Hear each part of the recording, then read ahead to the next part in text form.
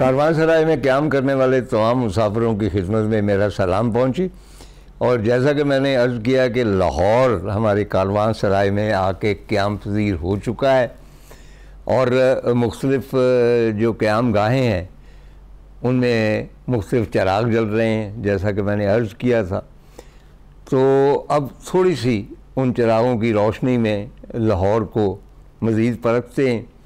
मैंने कुछ किताबों का तज़किरा किया था और उसमें मेरा ख़्याल है कि मुतफ़िक़ा तौर पे अगर जो सबसे बड़ी किताब है वो कन्हैया लाल की है, राय बहादुर कन्हैया लाल की। और जितना भी लाहौर का मैटर अब अख़ज़ किया जा रहा है और उसमें मेरे अलावा बहुत सारे लोग शामिल हैं, वो इस किताब तारीख़ लाहौर से अख़ज़ किया जाता है। इतनी ऑथेंटिक किताब है। अच्छा, ये कन्हैया लाल साहब जो थे उस ज़माने के जो कायस थे या पंडित थे, उनकी मानंद अरबी और फ़ारसी पर पूरा अबूर रखते थे और फ़ारसी में शेर भी कहते थे। इसके किताब के आगाज़ में उनकी हम्द भी है जो फ़ारसी में है और इनके बहुत सारे शेर हैं।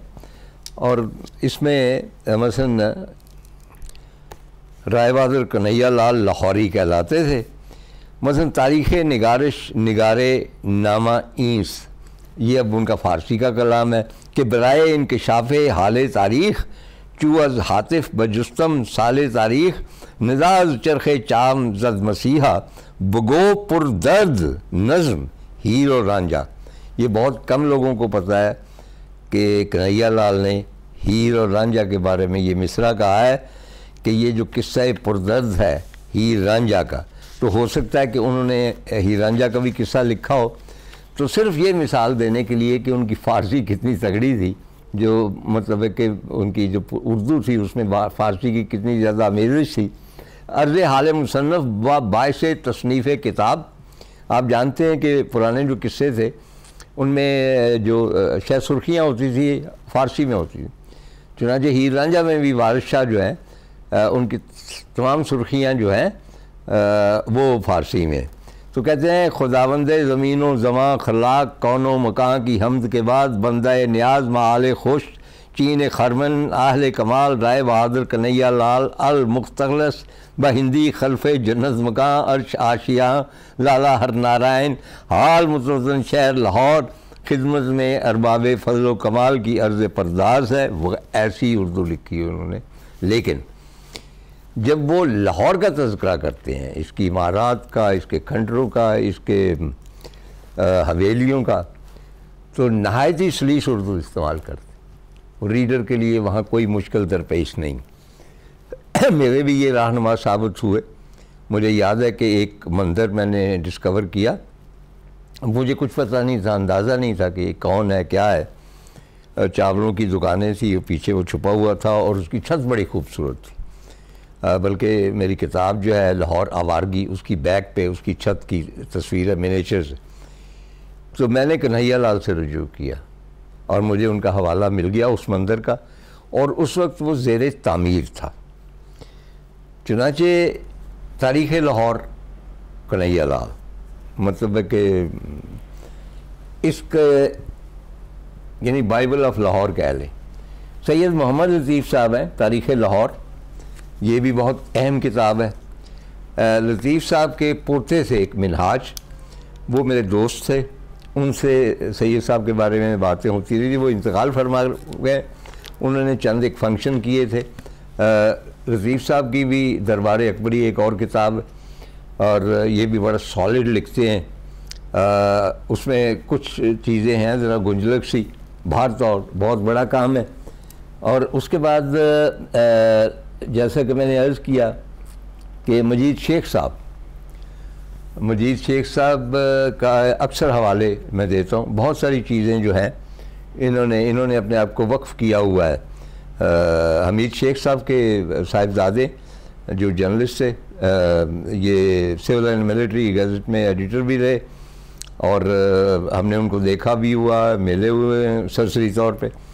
और उनको मतलब अंदरून शहर के थे और जिस तरह उन्होंने ओन किया। उसके बाद इनकी वालदा अगरचे ब्रिटिश है मजीद शेख की, लेकिन इनके अंदर भी सिर्फ लाहौर शराइत करता है। इन दिनों वो हैं कैम्ब्रिज में और लाहौर पे रिसर्च कर रहे हैं, और इनके बहुत सारे हवाले वो क्या है ग़िज़ाल शब में भी इनके हवाले मैंने दिए, और दूसरी किताबों में भी। एक और किताब है, मैं सारी किताबें नहीं ला सका, मुमकिन नहीं था, कुछ बिखरी हुई हैं, सिर्फ़ इसलिए कि मैं लाहौर हूँ। केवल धीर की किताब, और केवल धीर की किताब भी गुलाबी मौसम में चरागां और मतलब छड़ियों और कदमों का मेला, मुख्तलिफ मेले जो हैं उनकी तफसील है। इनके सिवा लाहौर के चाहने वाले बेशुमार हैं, किस किस का तज़किरा किया जाए। मैं सिर्फ प्राण नेवल का तज़किरा। सात कॉन्फ्रेंस की एक ही कॉन्फ्रेंस मैंने अटेंड की दिल्ली में, तो वहाँ एक साहब मुझे तलाश कर दिया है, मैं उनको जानता नहीं था, तो मेरा नाम पूछा, तो मैंने बताया, कहने लगा आप लाहौर के हैं ना? मैंने कहा जी बिल्कुल मैं लाहौर का। कहने लगे मेरा नाम प्राण नेवल, और मैं भी लाहौर का हूँ, और हमने यहाँ पे एक ऑर्गेनाइजेशन बनाई हुई है लाहौर के हवाले से, और हर महीने उसका इजलास होता है, लेकिन उसमें शर्त ये है कि सिर्फ लाहौर के लोग उसमें शामिल हो सकते हैं, और हम लाहौर को याद करते हैं, और वो बाबे कम हो रहे हैं। तो आपसे दरख्वास्त है कि आप हमारी महफिल में आए।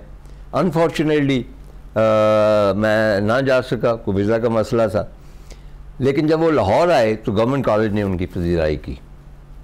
मुझे ख़ास तौर पे फिर प्राण नेवल का फ़ोन आया, उनकी किताब लाहौर के बारे में बहुत मशहूर है, निस्बत रोड के रहने वाले थे, और आखिरी मरतबा उनसे मुलाकात हुई इस्लामाबाद में एक लिटरेरी कॉन्फ्रेंस में।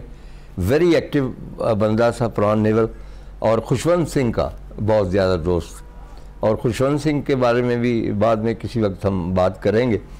तो प्राण नेवल जो है अपने बेटे को साथ ले, कहने लगे जी कि मेरी उम्र अब इतनी ज़्यादा हो चुकी है, मुझसे भी 2-4 साल बड़े होंगे, कि मैं ये सोचता हूँ कि जब मैं चला गया तो फिर लाहौर को कौन याद करेगा। मैं अपने बेटे को लेके आया हूँ, मैंने इसको निस्बत रोड दिखाई है, अपना आबाई मकान दिखाया है, पूरा लाहौर दिखाया, और मैंने कहा है कि बेटे मेरे बाद तुमने लाहौर को ज़िंदा रखना। तो ज़ीशान भी जो है इनका भी शुमार उन लोगों में होता है जो लाहौर को ज़िंदा रखने की जो काविश है उसमें मुब्तला है। मुब्तला का लफ्ज़ मैंने इसलिए किया है कि ये शायद इश्क से आगे की चीज़ होती है। मुब्तला जो हो जाए बंदा, उसका कुछ किया नहीं जा सकता, इलाज नहीं हो सकता। तो ज़ीशान हम गुफ्तगू कर रहे थे लाहौर की मशहूर हस्तियों की, और उसमें आपने नाम लिया ओपी नैयर का। जी जी, ओपी नैयर भी लाहौर के रहने वाले? सर ओपी नैयर भी लाहौर के रहने वाले थे। ओपी नैयर कृष्ण नगर के रहने वाले थे। अच्छा। संत नगर के रहने वाले थे बेसिकली, और हिंदू कैंप के पास ही रहते थे, उनका घर था वहाँ। ओपी नैयर पे जब मैं रिसर्च कर रहा था तो बड़ी दिलचस्प बातें सामने आई। एक तो ये कि उनका मिजाज लाहौरी मिजाज था, वही अक्खड़पन था, वही खरापन था। वो हेड भी पहनते थे। फिर ये कि मोहम्मद रफ़ी साहब से नाराज़ हो गए किसी बात पे, तो काफ़ी लंबे अरसे तक गाना नहीं गवाया। नाराज़ इस बात पे हो गए कि रफ़ी साहब लेट हो गए गाने के लिए, क्योंकि वो शंकर जयकिशन के गाने में देर हो गई उन्हें। दोनों लाहौरी है। लेकिन ओपी नैयर साहब ज़रा ज़्यादा अक्खड़ मिजाज थे। फिर नहीं, ओपी नैयर मुझे याद है कि उन्हें लता के साथ कुछ इख्तलाफ हुआ, उन्होंने सारी उम्र लता से गंवाया ही नहीं। हाँ जी बिल्कुल, लता मंगेशकर से नहीं गवाया। लेकिन मैंने जो रिसर्च में मेरे सामने बात आई वो ये था कि उनका आशा भोसले जी के साथ कुछ ताल्लुक़ भी था, जज्बाती एक ताल्लुक़ भी था, जिसकी वजह से लता मंगेशकर से उन्होंने नहीं गवाया। नहीं, लेकिन देखे ना कि उसके बाद आर पार के गाने, कभी आर कभी पार लागा, वो वगैरह वगैरह उनके बहुत सारे जो तेज़ गाने, धुनें जो है, इशारा आंखों ही आंखों में इशारा हो गया, बड़े खूबसूरत गाने हैं सर। उनका तो कोई गाना मैंने ऐसा देखा सुना नहीं कि जो जिसमें कोई झोल हो, कोई लफ्ज़िश हो। सब गाने बहुत ही खूबसूरत गाने हैं। तो ओपी नैयर साहब के बारे में एक फाउंडेशन भी है, उसे लोग चला भी रहे हैं। उन्होंने कहा कि ओपी साहब लाहौर आना चाहते थे, कई बार कोशिश भी की, एक बार बहुत ही करीब थे लाहौर आने के, कि फिर नहीं आए, इसलिए कि उन्हें ये वहम था कि अगर वो लाहौर चले गए तो शिद्दत जज्बात से मगलूब होकर मर जाएंगे और वापस नहीं आ पाएंगे। अच्छा, गुलजार के साथ भी यही हुआ। अच्छा, जब वो दीने गए हैं वहाँ ठहरे नहीं। अच्छा। और वहीं से फिर वापस चले गए। उन्होंने किसी को बयान नहीं किया, लेकिन उनके दिल पे वही गुजरी जो ओ.पी. नैयर ने कहा था कि अगर मैं लाहौर में जाऊंगा तो ये मुझ पे गुजर जाएगी, मैं मुझे गुजर जाएगा। लेकिन ओ.पी. साहब के जो मुझे जो उनका बहुत अच्छी बातें जो लगी, गीतकार तो बहुत शानदार, शुरू में फ्लॉप भी हुए वो, क्योंकि वो भंगड़ा वंगड़ा ये वो जो उन्हें पता था वो करने की कोशिश की, लेकिन उसके बाद उन्होंने खैर बड़ी खूबसूरत धुनें बनाई, सारी की सारी बड़े मकबूल हुए। एक वाक़या है कि एक फिल्म का गीत था जो ओ.पी. साहब ने लिखा, नैयर साहब ने, और दिलीप साहब पे पिक्चराइज होना था। दिलीप साहब जब प्रीमियर हुआ, उसके बाद मकबूल हुई वो फिल्म, उसके गाने मकबूल हुए, तो दिलीप साहब ने ओ.पी.